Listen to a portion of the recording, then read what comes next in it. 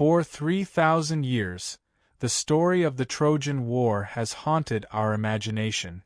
A war sparked by love, fueled by pride, immortalized by poets, and buried beneath layers of legend.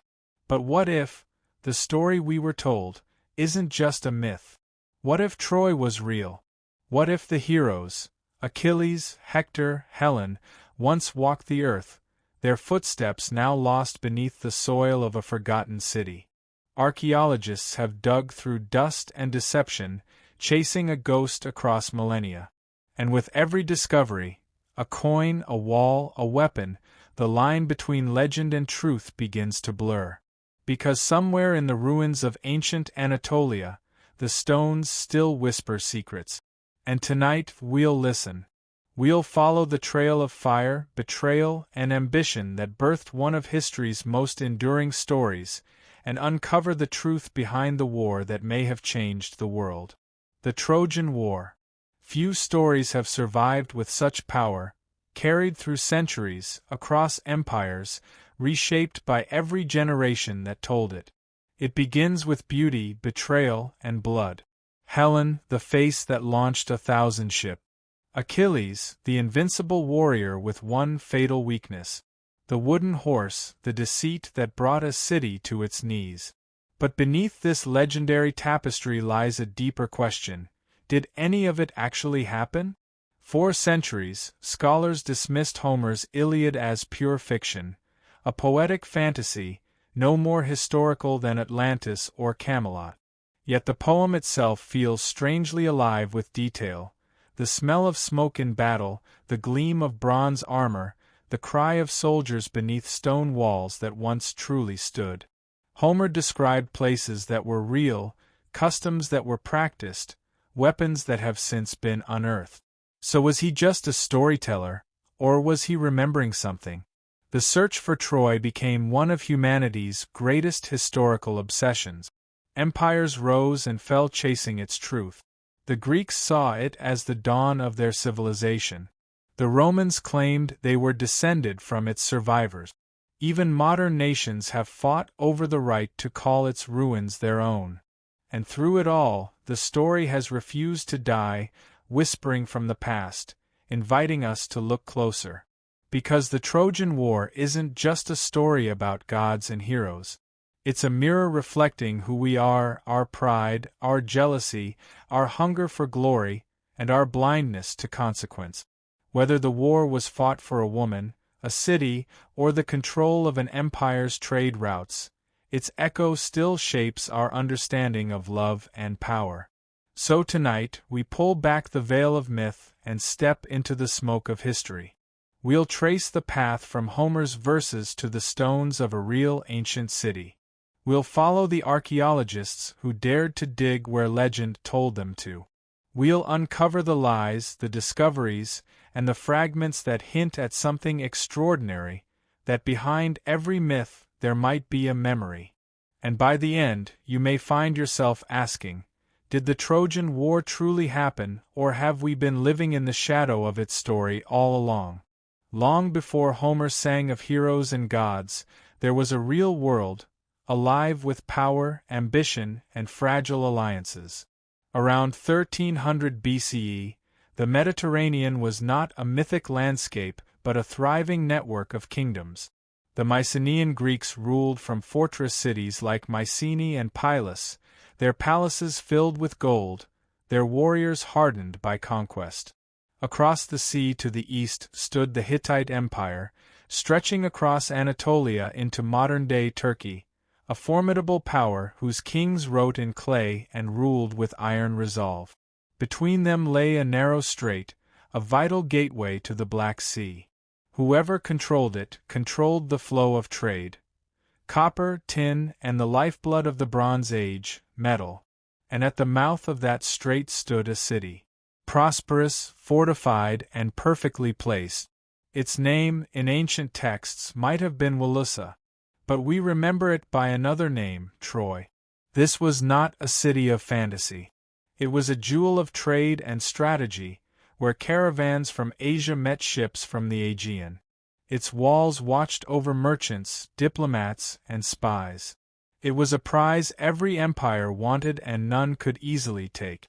Imagine that world for a moment, bronze blades flashing in sunlight, merchants speaking half a dozen languages, messengers carrying clay tablets sealed in royal emblems. The Aegean was a chessboard, and every move could shift the balance of power. When we strip away the legends, the story of the Trojan War begins to look less like a romantic tragedy and more like a collision of economies and empires. It wasn't just about Helen's beauty or Paris's arrogance. It was about dominance, a power struggle masked by poetry. This was an age on the brink, a golden world humming with trade and tension. The Mycenaeans looked east with hungry eyes. The Hittites guarded their borders with suspicion. And between them stood Troy, rich, proud, and dangerously positioned at the world's crossroads. A spark was all it would take, and soon that spark would ignite the greatest story ever told. In the late 1800s, a German businessman named Heinrich Schliemann stood on a windswept hill in northwestern Turkey. The place was called Hizarlik, a mound of dirt and stone that locals barely noticed. But Schliemann was convinced that beneath his feet lay the ruins of the greatest city ever described, Troy. He wasn't an archaeologist. He was a dreamer, a storyteller chasing another storyteller. His only map was Homer's Iliad. Scholars mocked him. They said he was chasing fiction. But Schliemann believed that myths were just memories in disguise, distorted but real. So he began to dig. At first, what he found seemed impossible. Deep in the soil, he unearthed massive stone walls, bronze weapons, fragments of pottery, a city buried beneath city, each layer built upon the ruins of another. It was as if history itself had been stacked over time like forgotten pages of an epic.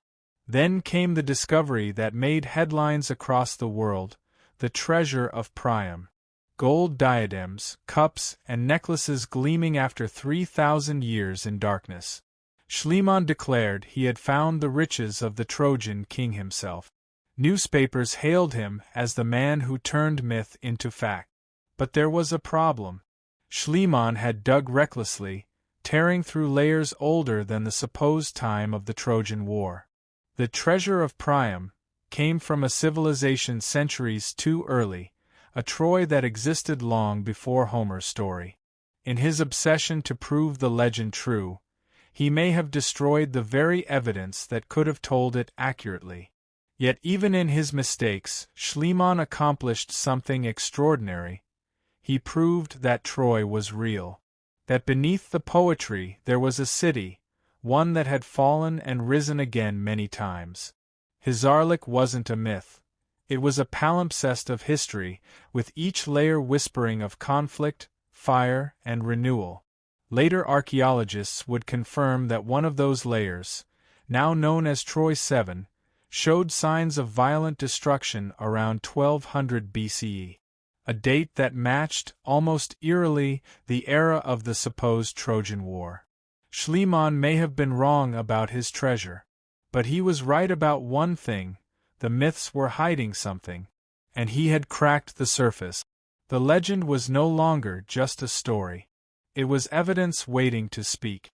For centuries, poets told us the war began with a single act of passion, a prince stealing another man's wife. But history rarely bleeds for love alone.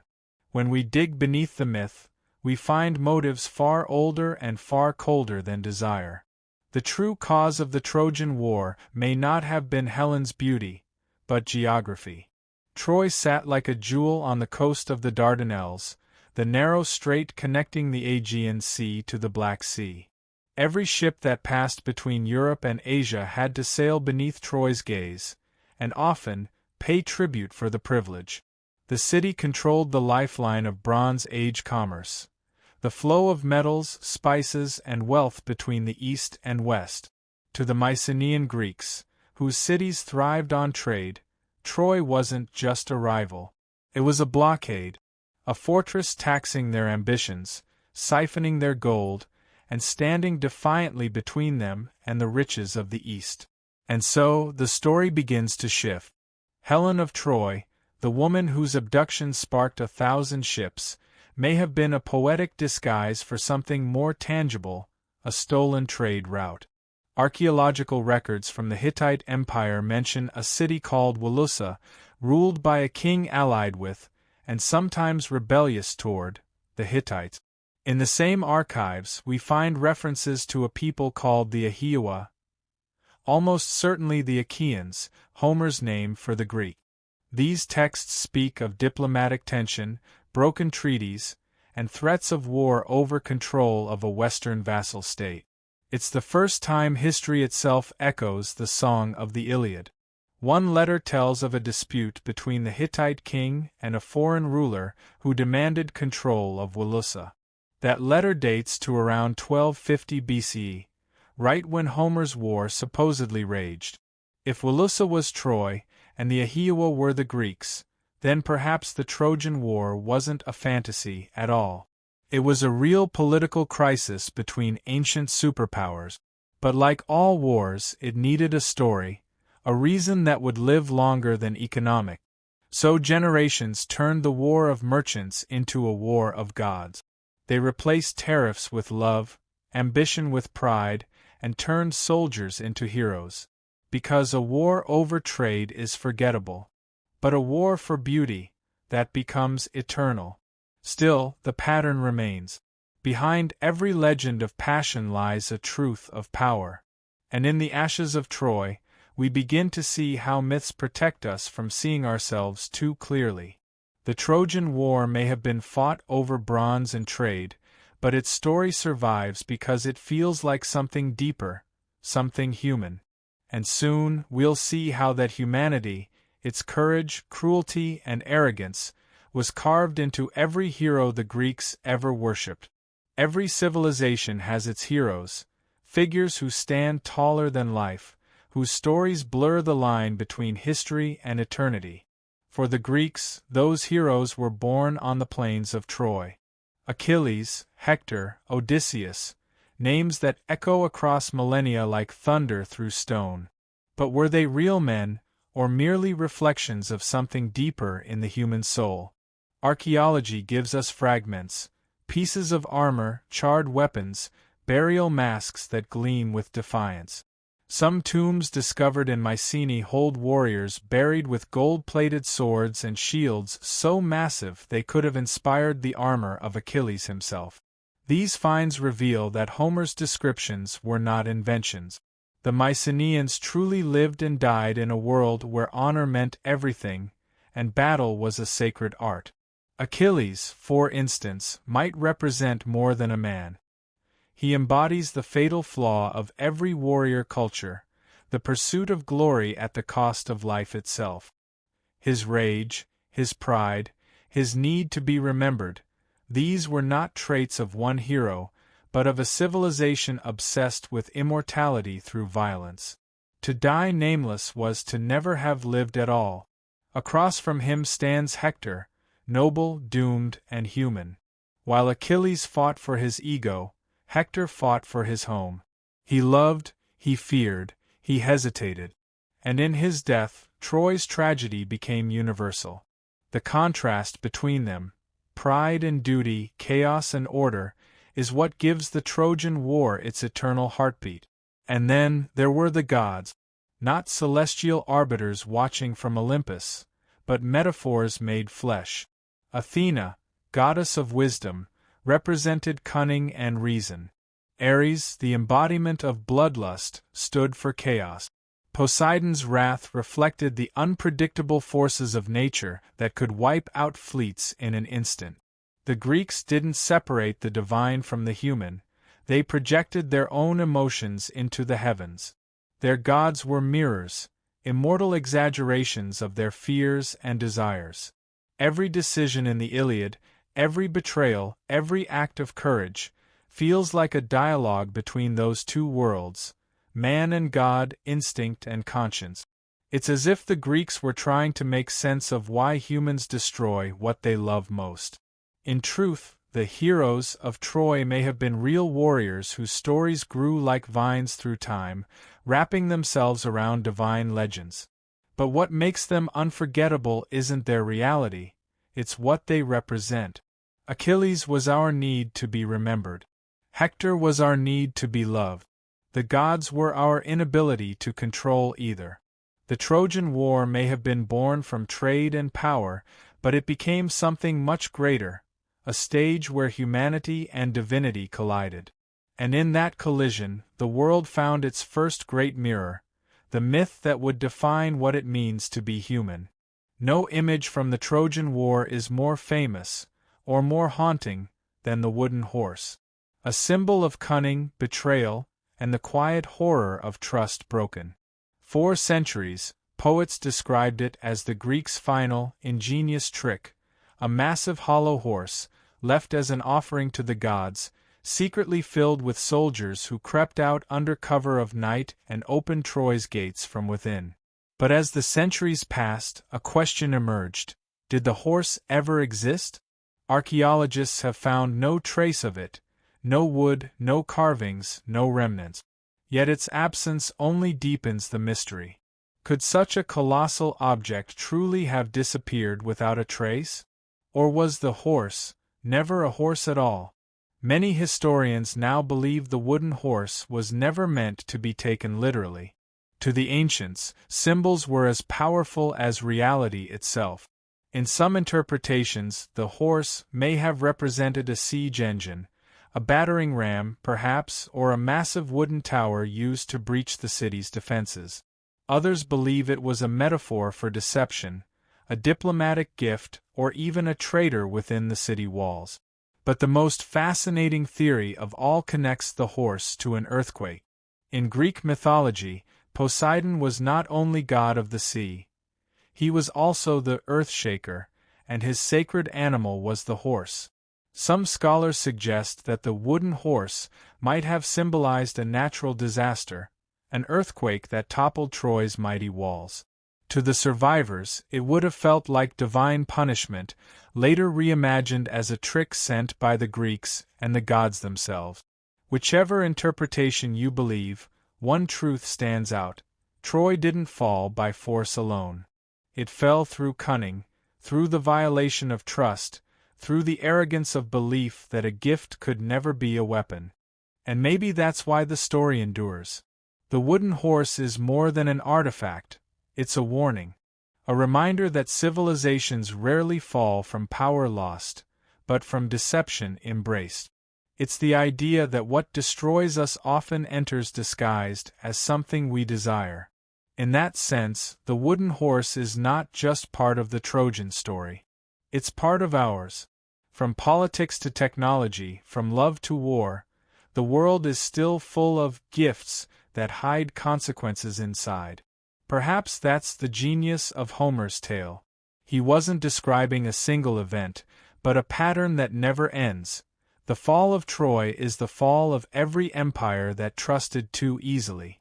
And just beyond the legend's walls, the ground itself bears silent witness to that collapse, where ash and bone still tell the story of the night Troy burned. When archaeologists dug deeper into the mound of Hizarlik, the ancient site now believed to be Troy, they uncovered a layer unlike any other. Charred stones, broken weapons, arrowheads embedded in walls, human remains buried in the ash of a violent catastrophe. It was as if time itself had stopped mid-scream. This was Troy 7, dated to around 1200 BC. The same period Homer placed the fall of the city. And in that dark layer of destruction, the legend of the Trojan War suddenly felt less like poetry and more like memory. The evidence spoke with a quiet, terrible clarity. The city had not been abandoned, it had been annihilated. The once great walls had collapsed, possibly by force, possibly by fire. Storage jars were found still filled with grain, proof of a siege. Arrowheads and spear tips littered the courtyards. Skeletons were discovered in doorways, as if caught while fleeing. Something had happened here, something cataclysmic. And yet, Troy's tragedy wasn't unique. Across the eastern Mediterranean, dozens of cities burned around the same time. Mycenae, Hattusa, Ogheri. Entire civilizations collapsed almost simultaneously, marking the end of the Bronze Age. Trade routes vanished. Palaces fell silent. Writing systems disappeared. Historians call it the Bronze Age collapse, a mystery that still defies complete explanation. Some say it was invasion, the so-called sea peoples sweeping through the coast. Others believe it was famine, drought, or plague. Perhaps it was all of them at once, the perfect storm that unmade a world. In that context, the fall of Troy becomes more than an isolated war. It becomes part of a greater apocalypse, the slow dying of an age that had grown too rich, too proud, too fragile. The Greeks may have remembered it as a single heroic conflict, but it might have been the echo of a much larger disaster. Still, the legend chose one city to bear the memory of all. Because stories need symbols, and Troy, with its doomed beauty and tragic fall, became the perfect vessel. In its destruction, people found meaning. The poets turned the ashes into verses. The ruins became a moral lesson. And from the fire rose a myth that would outlive every empire that followed. When we stare into the blackened remains of Troy 7, we aren't just looking at the death of a city. We're looking at the death of an era, and the birth of storytelling as we know it. For in those flames, history became legend, and legend became eternal. The fires of Troy didn't just consume a city, they ignited an idea. Out of its ruins came a story so powerful that it shaped how entire civilizations saw themselves. The Trojan War became more than a tale of kings and warriors. It became the foundation myth of the Western world. The Greeks saw in it the birth of heroism, the belief that glory could make a man immortal. The Romans, centuries later, rewrote the ending. In their version, Troy did not die, it escaped. The Trojan prince Aeneas fled the burning city, carrying his father on his back and the gods of his ancestors in his hands. His journey, told in Virgil's Aeneid, became Rome's origin story. The message was clear: even from destruction, destiny can rise. And so, empires began to build themselves not just on conquest, but on continuity. To be descended from Troy was to inherit divine legitimacy, to be heirs of a noble tragedy. Kings, poets, and nations all claimed the Trojan bloodline. Medieval Europe wove it into royal genealogies. Britain even traced its mythical founders back to a Trojan exile named Brutus. But the legacy went deeper still. The Iliad and Odyssey became the moral DNA of the West, shaping how we think about war, love, honor, and fate. The characters were not distant gods, they were us. Proud, flawed, courageous, doomed. Their struggles were mirrors of our own. Through them, the Greeks defined what it meant to be human, to face destiny with defiance, to love in the shadow of loss, to rage against mortality itself. And the power of those stories didn't fade with time. Renaissance artists painted Achilles and Helen with the same reverence as saints. Philosophers dissected their choices. Even today, their names echo through films, novels, and the language we speak. Achilles' heel. Trojan horse. The face that launched 1,000 ships. The war still lives in our vocabulary, our metaphors, our imagination. Perhaps that's because Troy's story was never just about the past. It's a lens through which every generation examines its own rise and fall. The arrogance of power, the price of beauty, the fragility of peace. These aren't ancient concerns. They're eternal. So, the Trojan War endures. Not because we know exactly what happened, but because we need it to have happened. We need heroes who fall, cities that burn, and lessons that survive the ashes. In every age, Troy is rebuilt, in marble, in myth, in memory. And in every age, it burns again. Because that's what the story of Troy really is, the endless cycle of human ambition and consequence. And yet, there's one final revelation still waiting beneath the rubble, where myth and truth finally collide. For centuries, we've lived between two worlds, one written in poetry, the other carved in stone. But here, at the ruins of Hizarlik, those worlds finally meet. And the truth waiting beneath the dust is both smaller and far more powerful than the legend we've carried. The war, it turns out, may have been real, but not in the way Homer imagined. There was no single 10-year siege fought by demigods. No divine beauty whose face doomed empires. Instead, there were people, traders, kings, and soldiers, caught in the tides of ambition and survival. The evidence paints a picture of a city destroyed, yes, but not once. Troy burned again and again, rebuilt, besieged, conquered, reclaimed. Its fall was not one story, but many. The truth is messy. It lacks the symmetry of myth. There are no gods here, only men. And yet, standing among the stones of Troy, you feel something uncanny, an echo. It's as though the ground remembers. The pain, the pride, the fire, all of it lingers. Maybe that's what Homer understood better than anyone. He wasn't writing history. He was writing memory. He took fragments of truth and wove them into a song that would never die. Because facts fade, but feelings endure. And in that sense, the Iliad becomes more than a chronicle of war. It's a monument to what makes us human, our need to turn chaos into meaning, to make beauty from loss, to give our suffering a shape that outlasts us. Every arrow Homer described may never have flown, every speech may never have been spoken, but the truth of the Trojan War, the emotional truth, is undeniable. We have always waged wars over pride and fear. We have always fallen in love with illusions. And we have always built monuments to our own destruction. So maybe the real Troy isn't buried under centuries of earth. Maybe it's buried in us, in the part of humanity that keeps repeating the same stories, hoping this time we'll learn from them. The myth and the truth aren't enemies. They're reflections, two halves of the same story, one told by the heart, the other by the earth. And when they meet, we finally see it for what it is. Not a legend about gods and heroes, but a warning carved into history that every city, no matter how great, can burn.